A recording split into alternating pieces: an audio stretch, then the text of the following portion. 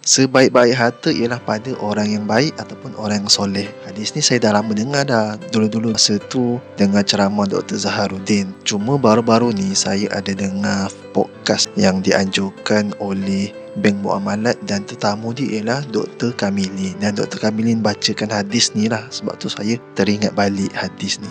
Bila harta tu sebaik-baiknya berada pada tangan orang yang soleh ialah kerana ada dua sebab. Pertama, bagaimana dia mendapatkan harta tersebut dan bagaimana dia membelanjakan harta tersebut. Tak kira harta dari segi apa kan, tapi secara umumnya kita sebut duit lah. Pertama, macam mana kita cara dapatkan dia. Dalam Al-Quran menyebutkan bahawa kita tak boleh ambil harta dengan cara yang batil. Contohnya macam kita tipu orang, kita kata kita nak menjual tetapi kita tak bagi pun barang tu, dan orang tak boleh nak buat apa-apa, nak laporkan polis pun polis tak boleh nak bertindak sebab kekangan undang-undang. Contoh scammer, ataupun kita masuk dalam pelaburan yang dah difatwakan haram, pelaburan yang tak patuh syariah, dan kita tetap berdengki juga. Tu cara kita dapatkan duit dengan tak betul. Dan ada satu hadis Nabi juga mengatakan bahawa manusia dah macam tak kisah daripada mana dia dapatkan harta tu. Seterusnya, nombor 2, bagaimana kita membelanjakan harta tu.